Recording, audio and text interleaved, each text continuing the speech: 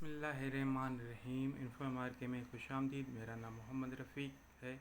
अगर इस चैनल में आप नए हैं तो इसको लाइक एंड सब्सक्राइब करना मत भूलें। Today our topic is Callimachus, first known librarian. दुनिया का पहला जाना हुआ लाइब्रेरियन, उसे हम कैलीमैकस कहते हैं। ये अलेक्जेंड्रिया लाइब्रेरी के अंदर अपनी ड्यूटी परफॉर्म दिया करते थे। कैलीमैकस एक पोइट भी हैं, स्कॉलर भी हैं, लिटरेरी क्रिटिक के भी काम करते थे। अलेक्जेंड्रियन लाइब्रेरी के अंदर इनकी जो एक्टिविटीज़ थी या इनका जो रोल था, इनकी जो सर्विसेज थी, फर्स्टली ये बिब्लियोग्राफर थे। इन्होंने पिंकीस कैटलॉग तैयार किया था।